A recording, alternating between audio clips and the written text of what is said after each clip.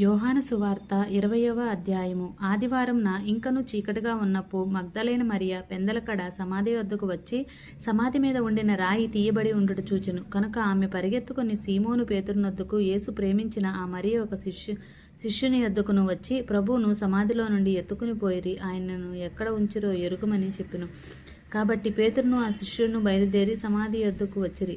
వారిద్దరును కూడి పరిగెత్తుచుండగా ఆ శిష్యుడు పేతురు కంటే త్వరగా పరిగెత్తి ముందుగా సమాధి యొద్దకు వచ్చి వంగి నారబట్టలు పడి ఉండుట చూచెను. కానీ అతడు సమాధిలో ప్రవేశింపలేదు. అంతటా సీమోను పేతురు అతని వెంబడి వచ్చి సమాధిలో ప్రవేశించి నారబట్టలు పడి ఉండుటయు, ఆయన తల రుమాలు నారబట్టల యొద్ద ఉండక వేరుగా ఒక చోట చుట్టి పెట్టి ఉండుటయు చూచెను. అప్పుడు మొదట సమాధి యొద్దకు వచ్చిన ఆ శిష్యుడు లోపలికి పోయి చూచి నమ్మెను. ఆయన మృతుల్లో నుండి లేచుట అగత్యమైన లేఖనములు వారింకనూ గ్రహింపరేరి. అంతట శిష్యులు తిరిగి తమ వారి యొద్దకు వెళ్ళిపోయిరి. అయితే మరియ సమాధి బయట నిలిచి ఏడ్చుచుండెను. ఆమె ఏడ్చుచు సమాధిలో వంగి చూడగా తెల్లని వస్త్రములు ధరించిన ఇద్దరు దేవదూతలు యేసు దేహము ఉంచబడిన స్థలములో తలవైపున ఒకడును కాళ్ళవైపున ఒకడును కూర్చుండుట కనబడును. వాడు, అమ్మ, ఎందుకు ఏడ్చుచున్నావని ఆమెను అడుగగా, ఆమె, నా ప్రభువును ఎవరో ఎత్తుకొని పోయిరి, ఆయన ఎక్కడ ఉంచెనో నాకు తెలియలేదు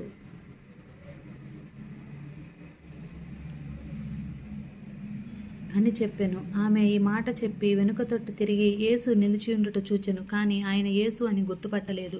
యేసు, అమ్మా, ఎందుకు ఏడ్చుచున్నావు? ఎవరిని వెతుకుచున్నావు అని ఆమెను అడుగగా, ఆమె ఆయన తోటమాలి అనుకుని, అయ్యా, నీవు ఆయన్ను మోసుకొని పోయిన యెడల ఆయన్ను ఎక్కడ ఉంచివో నాకుతో చెప్పుము, నేను ఆయన్ను ఎత్తుకుని పోవుదనని చెప్పెను. యేసు ఆమెను చూచి మరియా అని పిలిచెను. ఆమెను ఆయన వైపు తిరిగి,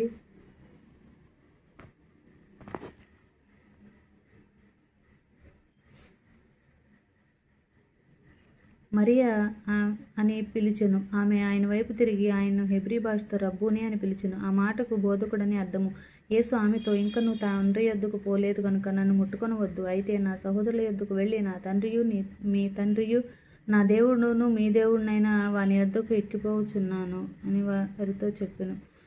మగ్దలేన మరియ వచ్చి, నేను ప్రభువును చూచితిని, ఆయన నాతో ఈ మాటలు చెప్పిన శిష్యులకు తెలియచెప్పెను.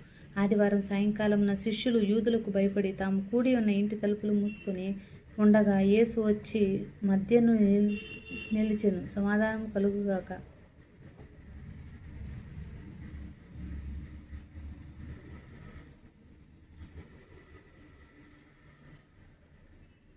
అని వారితో చెప్పెను.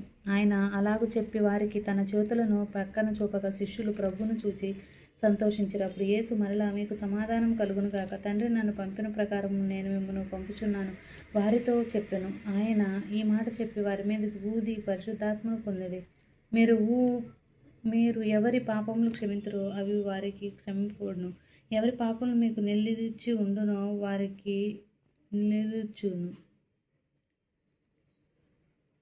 ఎవరి పాపములు మీరు నిలిచి ఉండనిత్తురో అని నిలిచి ఉండుడని వారితో చెప్పిన. యేసు వచ్చినప్పుడు 12 మందిలో ఒకడైన దిదుమ అనబడిన తోమా వారితో లేకపోయాను. కనుక తక్కిన శిష్యులు, మేము ప్రభువును చూచితమని అతనితో చెప్పగా, అతడు, నేను ఆయన చేతులతో మేకులు గుర్తులను చూచి నా వ్రేలు ఆ మేకులు గుర్తుల్లో పెట్టి నా చెయ్యి ఆయన ప్రక్కటెముకలో ఉంచితేనే గాని నమ్మనని వారితో చెప్పెను. 8 దినములైన తర్వాత ఆయన శిష్యులు మరలా లోపల ఉన్నప్పుడు తోమా వారితో కూడా ఉండెను. తలుపులు మూయబడి ఉండగా యేసు వచ్చి మధ్యన నిలిచి, మీకు సమాధానం కలుగుగాక అనెను. తరువాత తోమాను చూచి, నీ వ్రేలు ఇటు చాచి నా చేతులు చూడుము, నీ చెయ్యి చాచి నా ప్రక్కలో ఉంచి అవిశ్వాసివి కాక విశ్వాసవే ఉండమన్ను. అందుకు తోమా ఆయనతో, నా ప్రభువా, నా దేవా అనెను. యేసు, నిన్ను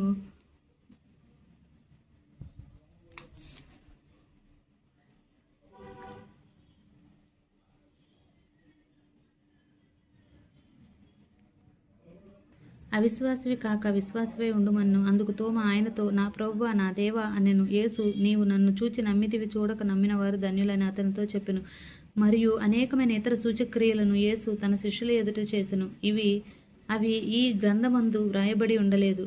కానీ యేసు దేవుని కుమారుడు అయిన క్రీస్తు అన్న మీరు నమ్మునట్లు నమ్మి ఆయన నామందు జీవం పొందినట్లు ఇవి వ్రాయబడి ఉండెను. ఆమేన్.